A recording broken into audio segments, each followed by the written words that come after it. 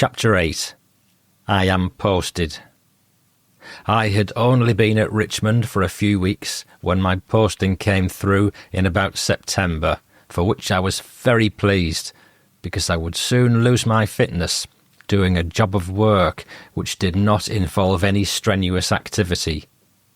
I had been through the mill in order to attain the standard of fitness I possessed when I was sent to Richmond, and there was no point in letting myself slide backwards health-wise. I was keen to be on the move and to be taking part in the activities of a battalion again, as it was a good life for most of the time. This time I travelled a little farther north to join the 11th Battalion, the Greenhowards, which was stationed at Gosforth Racecourse near Newcastle upon Tyne.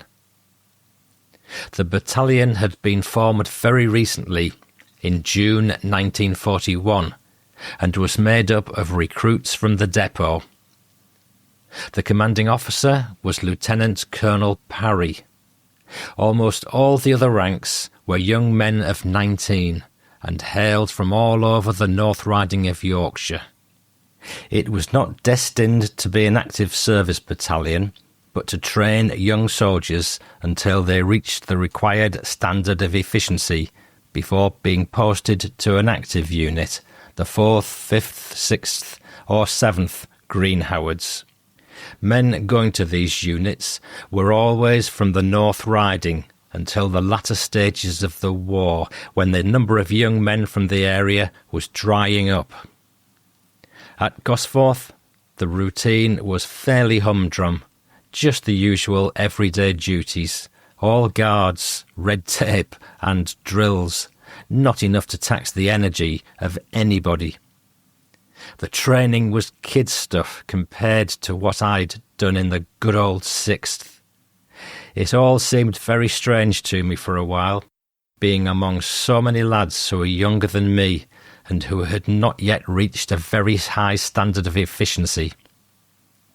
It took me a little time to settle down, but settle down I did. These were going to be good young soldiers. They had that devil-may-care attitude, which was a good way to be in the army. I spent much time explaining to them how I came to be amongst them, and the ones I came to know well were curious about what it had been like to be in action at the time of Dunkirk. We had fallen in for a rifle inspection, at the end of which our platoon officer beckoned me to have a word with him. "You're new man Cheall, aren't you?" "Yes, sir." "Well, the company commander wants to see you." So off I went, wondering what on earth he wanted me for. "Cheall, I have been looking at your records, and I see that you were your company commander's batman in the 6th Battalion. Not that I'm looking for a batman, but it has occurred to me that you might acquit yourself well in a position I have a vacancy for. How does company officer's cook appeal to you?" It took me about 20 seconds to decide that it did. Right away, he told me that of course he realised there was a difference between a batman and a cook, and so that it would relieve me of any anxiety I might have about cooking, I'd be sent on an officer's cook's course. The one stipulation about being cook was that it would only apply whenever the company was in a different position to other companies. At any other time, I would have to be available for normal duties, which suited me very well. The experience would be a challenge to me, and I looked forward to the opportunity with the greatest enthusiasm. Also, I would keep in touch with my pals and would not fall behind in whatever my company was doing. I subsequently went on the cook's course at Fenham Barracks, which was not far from Gosforth. I soon realised that there was more to cooking than I had imagined, but I came away feeling satisfied that I had learned a great deal and that I had an aptitude for cooking, being confident that my company commander's trust in my ability would be justified. I seemed to have at the moment the best of both worlds, as it was good to be in the company amongst the boys, and I also looked forward to cooking whenever the necessity arose. After returning to Gosforth, we were there only 2 more days when we moved further into Northumberland. It was October 1941, and I soon got the chance to show what I'd learned about being officer's cook. During this period with the 11th Battalion, we were always billeted in Nissen huts, usually amongst sandbanks at Whitley Bay, Seaton Sluice, Seaton de Laval, Cullercoats and Blythe, always on the move. Our duties were to guard the coast, but much time seemed to be wasted, with nothing really constructive being undertaken. It seemed that the powers that be did not know what to do with us, a bit reminiscent of the 6th Battalion during the early days of the war. We were about to move yet again. It was January 1942, and for the first time I went to Lincolnshire, but our surroundings had not changed because once again we were in Nissen huts amongst the sand at Donnonook, North Somercotes and Marsh Chapel, still on guard duty, but with a few short route marches thrown in. These lads did not know the meaning of long forced route marches such as the 6th had done. Things would have to change if these young soldiers were to become fit enough to join one of the active service battalions now overseas. After several locations, we ended up at a small village called Mareham-le-Fen, still in Lincolnshire, but a few miles from the sea. From Mareham, different platoons were posted for short periods on the coast, and every platoon was on duty for 2 periods guarding Skegness Pier, which was very exposed to rough seas and a bitterly cold wind. There is nothing less rewarding than doing a 24-hour guard, especially during the night periods, 2 hours on and 4 hours off. Time seemed endless, and of course in those days the blackout was strictly enforced. Whilst I was at Skegness, we were billeted in requisitioned private hotels on the seafront, sleeping on the floor. On 2 occasions I was sent on duty to the Butlins holiday camp, and found the place had been taken over by the Royal Navy for training would-be sailors, and it was spotlessly clean. Here we had a concrete pillbox and had to keep a lookout to sea, but there was no way that this routine was preparing us for active service. It was getting a bit boring. Then training started to take on more significance. At last, somebody seemed to have awakened to the fact that one day, not so far off, these lads would have to go to battalions and to replace battle casualties, and that at present something was missing from the training schedules. Route marches of around 15 miles were undertaken to start with, including such things as walking up to our chests in water and letting our clothes dry on us while we walked. The intensity of weapon training, which was lacking up to now, was speeded up, and the firing range came onto the agenda, along with map reading and the use of the compass. Most of the boys had only ever fired rifles on a firing range. Now they were going to learn all there was to know about any weapon which they were likely to come into contact with, and to respond instinctively to commands. Weapon training involved stripping down a Bren machine gun and reassembling it, and I would time them. In this way we found future Bren gunners. At last the lads were beginning to realise that there was more to soldiering than guard duties, and more important training started to be done on section and platoon tactical exercises, with more emphasis on deployment under any given circumstance which could possibly arise during battle. One night we were taken 20 miles away in transport, where section leaders were given a compass and compass bearing. Then we had to find our way back across country and through a thick wood without cheating. It was a challenge accepted in good heart by us all. As a matter of fact, most of this sort of training had not been undertaken by the 6th. I'm certain that the boys in the 11th were not as fit as I was when I joined them, but it would come. In the middle of all this activity, my platoon commander proposed to put my name forward for a stripe, which I took, and I was then section leader, Lance Corporal. I had never sought promotion because I did not want to drift away from the friendship of my chums. This was always very important to me, but they all knew me well enough now to know that I would do my best for the section. My responsibilities increased accordingly. I enjoyed the routine, and I had good boys in my section, which was number 2. I took my promotion seriously, and I still have my notebook containing the names of those in my section and platoon. Mereham was only a village, and we didn't have a naffy or even a canteen. So during off-duty hours, the opportunity for outside activity was non-existent, apart, that is, from going to the local pub, where our constant problem was money. Many of our evenings were passed by talking or playing cards on our beds. We didn't have a table or chairs. Writing letters, or having a sing-song. Bear in mind that we didn't even have a radio in those days. I remember one incident vividly.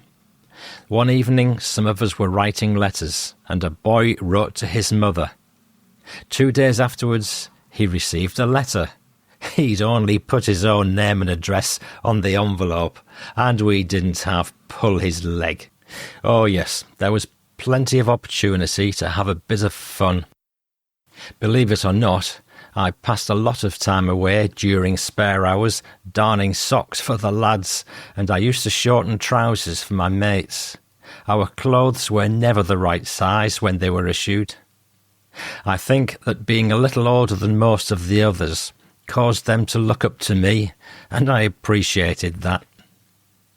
During the whole of the time I was in the army, I can only ever remember being in one camp when we had a naffy, so it was hard luck if we wanted any supper.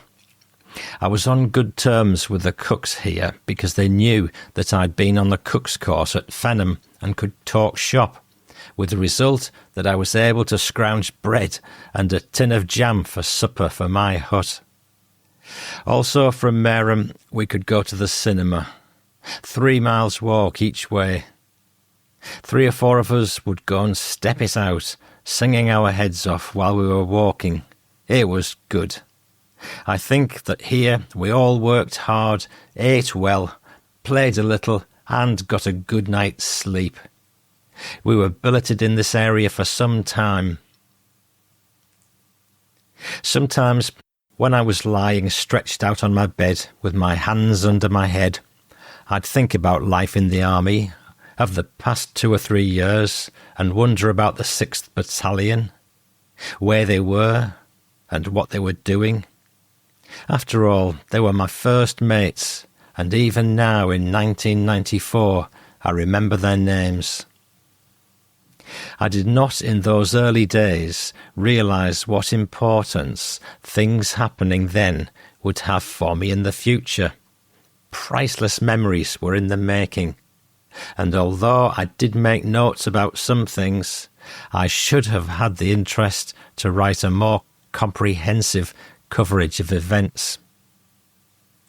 As the middle of November drew near, I was looking forward to going home for Christmas. But an event occurred which precipitated any thought of that coming about. Chapter 9. To the Middle East. The passage of time in the army became so repetitive and monotonous that at times everybody became browned off. But these were only passing phases, which comradeship quickly dispelled. It was the third week in November 1942, and rumours were circulating that some of us were going to be put on a draft for overseas, though of course no information had been given to us for reasons of security.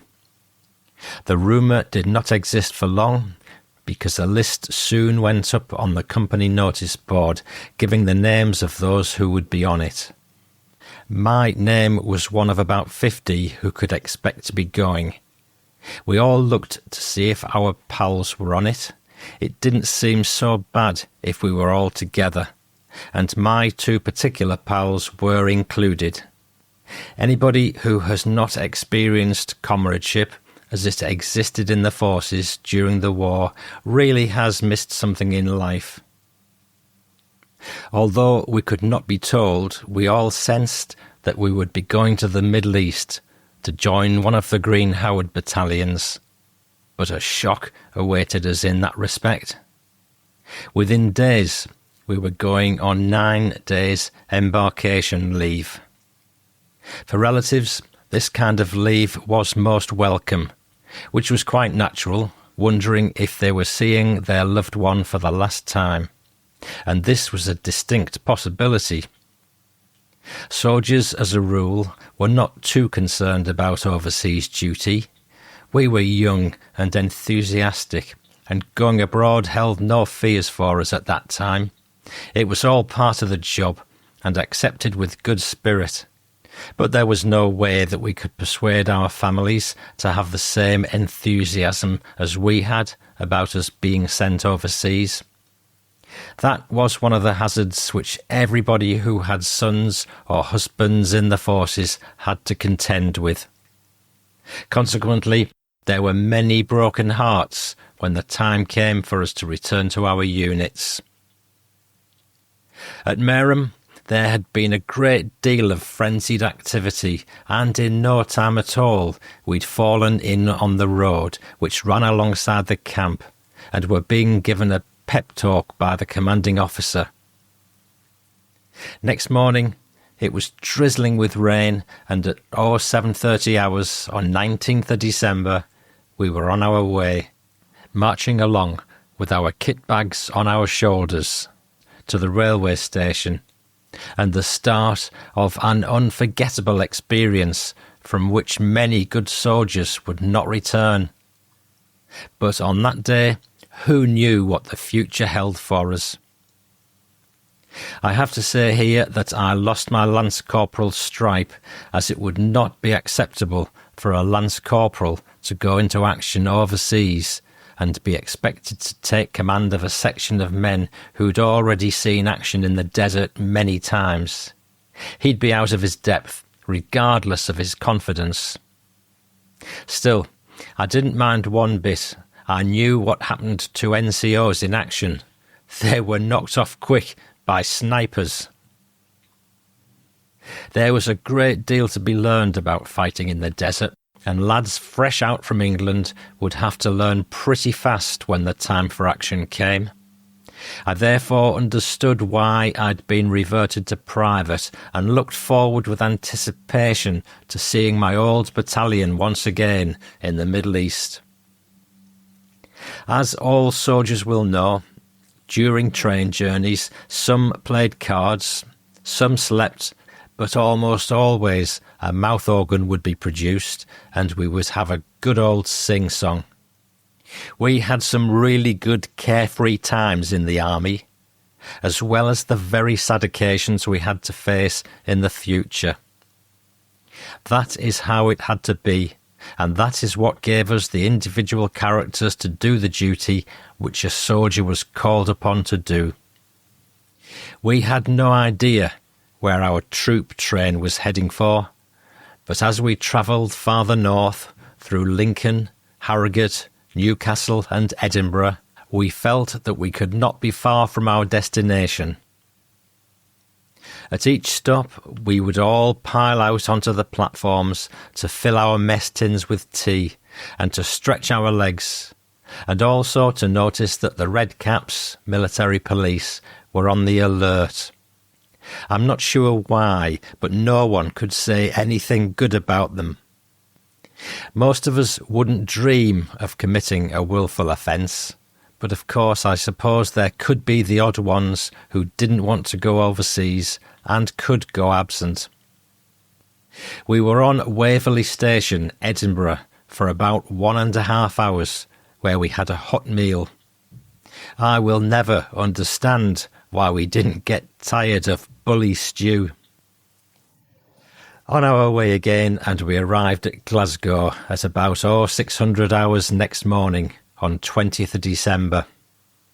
I had never been this far north before, or even Scotland, so it was all news to me. People in those days just did not travel as they do today. From Glasgow, we travelled to Greenock on the Firth of Clyde, and the docks were crowded with ships of all sizes. It was a bitter cold morning, and there was a slight mist. We were no sooner off the train than lighters, small boats, were ferrying us towards the centre of the harbour to a very large ship, which dwarfed everything around it. To see the words Queen Mary on the bows of the ship was almost beyond my comprehension. It seemed impossible that we were to go overseas on such a majestic ship. I had never imagined that I would ever see the Queen Mary, let alone travel on her, and I felt very proud to be British. We boarded the ship through wide doors at the side of this cavern of a ship, and the size of the interior fascinated me. Remember, I had never been on a ship so large. I was to discover that there were 11 decks, and that 15,000 personnel were packed into it. Each party had its own quarters, and notices had been posted in the passageways giving directions to those areas. On those long corridors and staircases, one could easily get lost on the ship.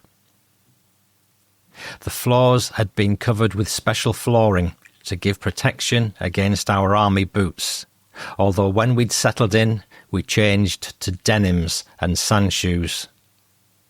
We each had a hammock and were rather crowded, but there was plenty of room on other parts of the ship. My two pals and I managed to get places near each other. They were John Bousfield and Arthur Oxley.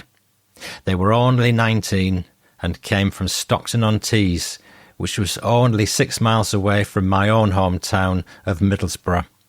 So we had much in common to talk about, but more of those two later. Looking back to those days, we still did not know for where we were bound. This was the one time we could have been told, because there was no danger of us telling anybody ashore. We just lived each day as it came. We sailed on 23rd December 1942, and without an escort, which surprised us, but we were told that the ship's speed made it unnecessary. All I could feel and hear was the steady, powerful throb of the engines and the rise and fall of the ship as we headed out into the Atlantic. It was not very long before we were feeling most miserable. Anybody who has never been seasick cannot have a clue how rotten it makes one feel. Well, despite the size of the ship, the speed of it was causing it to toss about quite a bit. Consequently, we were all very seasick, and it was awful. I was sick for 3 days, and didn't care whether I lived or died. That's how bad it was. Christmas had been and gone before I recovered. I will never forget Christmas 1942. My best pal John and another pal, Norman Young, had it really bad. I looked after them both, feeding them and putting them to bed, as the sickness can play havoc with your strength. We did gradually become used to the roll of the ship as it cut through the water, and began to explore the ship, and only then realised how large it was. The boat deck and the engine room were out of bounds. The cabins had been largely removed, and the hammocks hung 3 high between uprights, and the passages between the hammocks were 3 feet wide. I dread to think what would have happened had we been torpedoed. There were 2 very large dining rooms, one of which was a boarded-over swimming pool. There were 3 sittings in each of the dining rooms. We were all given a card to show when collecting our meal from the cafeteria, and the food was excellent and plentiful. The only training we did was strenuous exercise on the open deck, which was 18 feet wide along the length of each side of the ship, and it had windows all along the seaward side. There was no way we could do any other kind of training, as we were too crowded, but we put white shorts on and walked for hours. We also sat around a great deal, particularly on the promenade deck, which was long and wide, with large windows running the whole length. We would laze around, talking, playing cards or singing. Some would have a wrestle for fun. We also played housey-housey, bingo. I remember that John, Norman and I used to go to the housey, run by the canteen, when we had any money. It used to take 1 penny, though we were always broke. Housey took place on the large landing, which was atop a wide staircase in front of the canteen, and that landing became my haunt as I sat there, on the floor, no chairs, for many hours, reading and writing, or just thinking. I made myself a pair of white shorts out of a piece of material I found. My pals always knew where to find me, on top of that landing. There was a first-class canteen, and everything on sale, including chocolate and sweets, was produced in the USA. The only trouble was that we never had enough cash. I would never forget this trip, but at the same time, I knew we must have been heading for Egypt and to the realities of war. That fact was inescapable, though even the thoughts of what the future might hold never gave me any reason for concern. One morning, after we'd returned to our quarters from breakfast, our sergeant told us that we had to gather on the promenade deck in our usual place at 10:00 hours, because Captain Cullen had something to say to us. After we had saluted him, he told us to sit down in a half-circle, when he proceeded to say, "Now then, boys, what I have to say will affect some of you more than others, but the plain fact is that you are no longer Green Howards. I say that with regret, because I know that many of you are loyal to your regiment and have a great regard for your fellow countrymen. The East Yorkshires are in need of replacements for reasons you will well know, so it's been decided that this draft will transfer to that regiment as from 30th of December 1942. I've been told to explain the need and have done so. Sorry, men." It was well understood by officers that almost all Green Howards at this period in the war came from the North Riding of England, but I believe that the people at the War Office had the impression we had something to do with Robin Hood. I was deeply disappointed, as I'd been looking forward to meeting up once again with my pals of the 6th Battalion. I'd always been a Green Howard, and proud of it, A good North Riding regiment, we were all Yorkshire boys from around the same area, and this was very important to us. But we had to accept it and cursed about it, and were not happy. Once again, we were just numbers to be shuffled around. We were actually told with great understanding by the officer the unavoidable reasons for the decision, that when men came out of England, they were put into regiments which needed reinforcements. It happened to be the East Yorks. I was annoyed about that, but funnily enough, never did get issued with a badge. I was always an early riser, and would walk for miles around the ship, exploring other decks, while my mates were all still asleep, and really enjoyed it. There was one thing I loved to get up early for. I'm sure I saw the sun rise every morning. It was magnificent when, upon a calm sea, that great red ball seemed to be rising out of the water. The beautiful sunsets, too, had a fascination for me. They were creations of the Almighty, and I've never seen anything like it. On one of my walks, I became acquainted with a member of the crew, and I told him that I must have been all over the ship, apart from the engine room, whereupon he said he would have a word with his superior about me. So next morning I made it my business to walk where I knew I would see this man. He too was looking for me. Consequently, he took me to see the engine room. It was like a dream, everything so spotlessly clean. The engines would not have been out of place in a cookhouse, and the engineers were all most sociable, having been told of my curiosity. It was incredible that what I was looking at was driving the huge ship and its human cargo.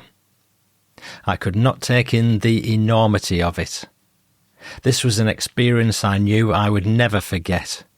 The deep throb reverberating throughout the ship, but nothing would make up for the sad events waiting to happen. Boat drill was twice weekly, and something not to be missed, because it was within the bounds of possibility that our lives could depend upon it. We would be walking around the ship when all of a sudden the alarm would sound at any time of day. Then we would make our way, without running, to the appropriate place. All passages and staircases were wide, and there were watertight doors everywhere. Remember, there were 15,000 landings, so we had to be careful not to wander during the day too far from our own areas. Fortunately, we had a safe passage down the Atlantic, and even though there seemed to be plenty of lifeboats and carly floats covering the boat deck, a disaster in the making could have been waiting for us if a U-boat had been around. It made me think about my brother Jack, who was in the Royal Navy aboard HMS Galston. We arrived at Freetown on 29th of December, and anchor was dropped about half a mile from the harbour coastline. It was a lovely sunny morning, and almost as soon as we stopped, the natives came all around us in their canoes, singing their songs and offering us bananas and other fruit. I don't know why, as it was impossible for us to reach them, as we were 6 decks up from the waterline. This was our first sight of the continent of Africa. It was almost impossible to believe that such a short time ago we were billeted in a small village in Lincolnshire. Nobody was allowed ashore except the officers, who had business to conduct concerning the voyage. Next morning I felt the ship begin to move. I went aloft and looked at Africa fade away into the distance. New Year's morning, 1943, saw me sitting on the landing at 0700 hours, with no money in my pocket as usual. I used to make notes a great deal when I was alone on that landing. I remember that one patrol I was on in France was very dangerous and we could have easily been taken prisoner, so I destroyed all the notes I had in my pocket, as it was against the rules to keep a diary. I wrote many of these notes at the time of the event happening and have just rewritten them, though I kept some of the originals. The passage from Freetown was an unforgettable journey which I would love to make again. Every morning, as soon as it was light, around 06:30 hours, I would go aloft and make my way to the stern of the ship and gaze away down at the sea. The screws turning the water like huge egg whisks, leaving a wide wake behind us. The endless sea. Nothing in sight, except for some flying fish on the starboard. On this leg of our journey, the sea was very rough, and it was incredible how much such a huge vessel could be tossed about. Thank goodness we had our sea legs. But the mood of the sea was ever changing, and for most of the journey it was tranquil. We arrived at Cape Town on 5th of January 1943. Looking at the panorama of Cape Town was awe-inspiring, to be part of my catalogue of memories. It was a beautiful morning, and we were allowed on boat deck and stern in order to obtain a grandstand view of the city.